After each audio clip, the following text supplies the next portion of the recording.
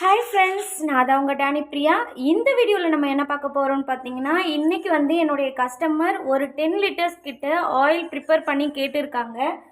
அதில் நான் 2 விதமாக ஆயில் ப்ரிப்பேர் பண்ண போகிறேன்.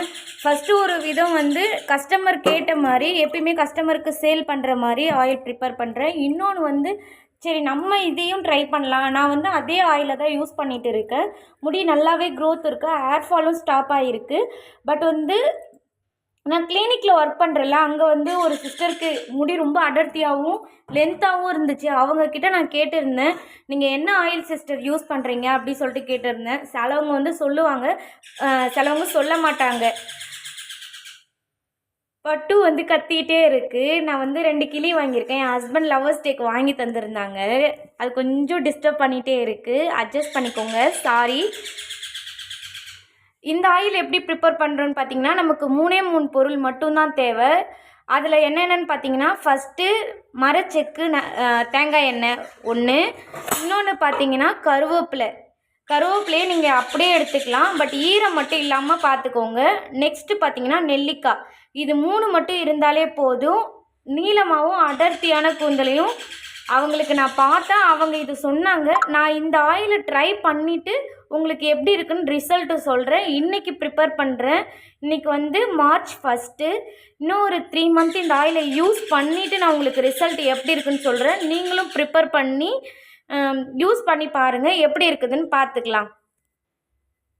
இப்போ நம்ம ப்ரிப்பேர் பண்ணுற வீடியோ தான் பார்க்க போகிறோம்.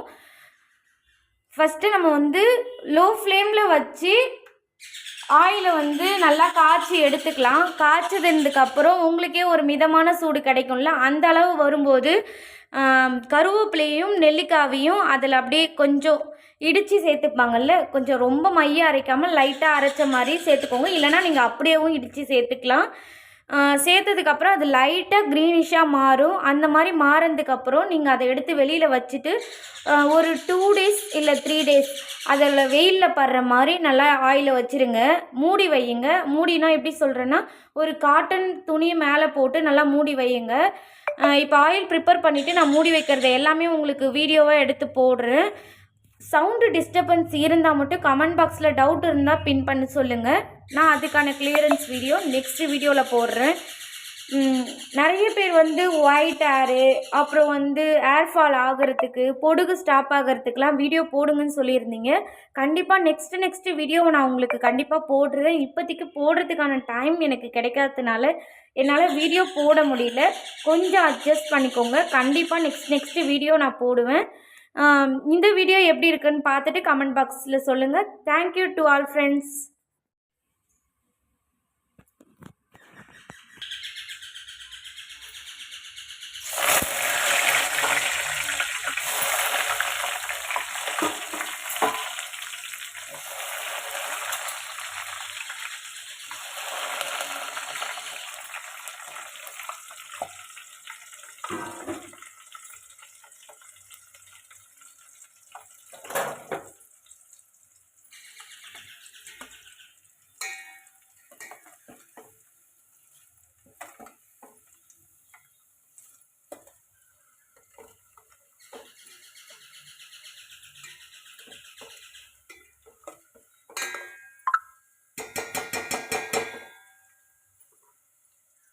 இந்த இடத்த பார்த்திங்கன்னா நம்ம எல்லாமே ஆட் பண்ணி முடிச்சிட்டோம். முடிச்சதுக்கப்புறம் படப்படன்னு பொரிக்குது பார்த்திங்களா, அந்த மாதிரி இருந்துச்சு. நம்ம லோ ஃப்ளேமில் வச்சுட்டு அது கலர் லைட்டாக சேஞ்ச் ஆகும். க்ரீனிஷாக ஆனதுக்கப்புறம் நீங்கள் ஆயிலை ஸ்டாப் பண்ணிவிட்டு ஒரு 2 டேஸ்க்கு வெயிலில் படுற மாதிரி வச்சுட்டு அதுக்கப்புறம் நீங்கள் யூஸ் பண்ணிக்கலாம்.